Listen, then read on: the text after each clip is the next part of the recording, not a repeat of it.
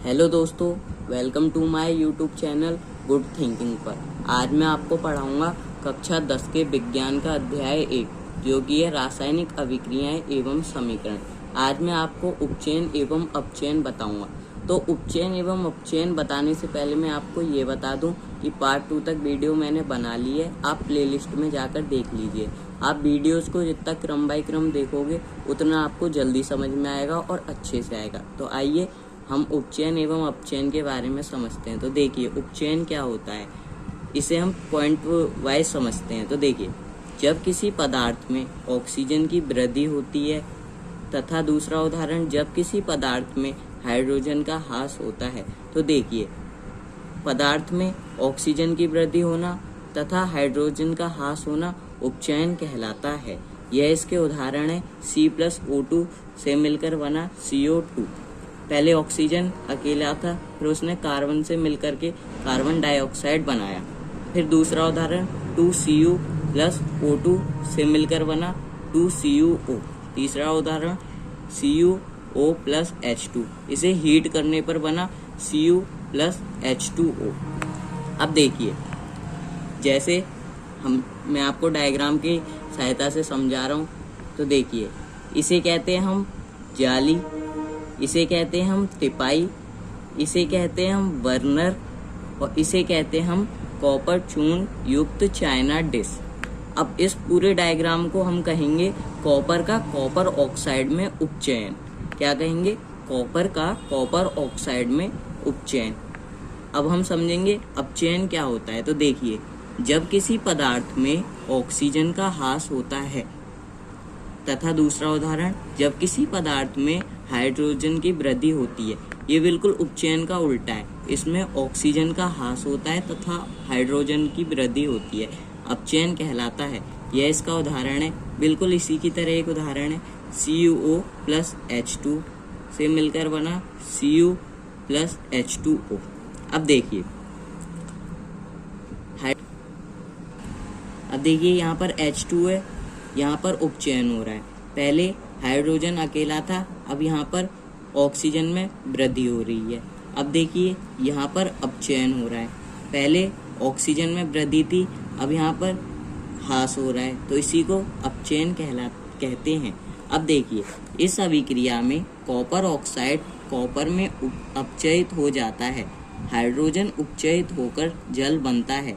इस अभिक्रिया में अपचयन तथा उपचयन दोनों हो रहे हैं, इसे रेडॉक्स अभिक्रिया कहते हैं।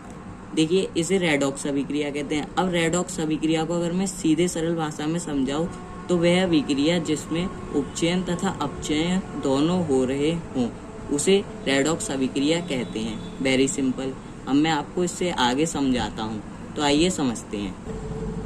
तो आइए अब हम दैनिक जीवन में उपचयन अभिक्रियाओं का प्रभाव पढ़ते हैं। तो देखिए, इसमें क्या होता है। तो आइए सबसे पहले हम संक्षारण के बारे में समझते हैं। तो देखिए, जब कोई धातु आर्द्रता, अम्ल आदि के संपर्क में आती है जिससे धातु की ऊपरी परत कमजोर हो, तो वह संक्षारित हो जाती है, इसी को संक्षारण कहते हैं। संक्षारण का मतलब, जैसे लोहे की वस्तुओं पर जंग लगना, चांदी के ऊपर काली परत व तांबे के ऊपर हरी परत का चढ़ना संक्षारण के उदाहरण है। तो देखिए, संक्षारण क्या होता है, जब कोई धातु आर्द्रता, अम्ल आदि के संपर्क में आती है जिससे धातु की ऊपरी परत कमजोर हो, संक्षारित हो जाती है।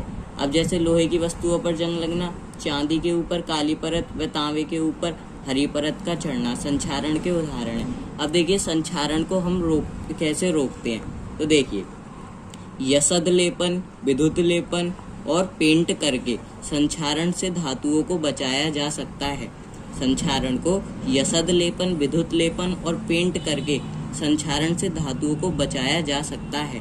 अब हम समझेंगे कि विकृत गंधिता क्या होती है। तो आइए समझते हैं विकृत गंधिता क्या होती है। तो देखिए, वसायुक्त और तेलीय खाद्य सामग्री वायु के संपर्क में आने पर उपचयित हो जाती है, जिससे उनके स्वाद और गंध में परिवर्तन हो जाता है, इसे विकृत गंधिता कहते हैं।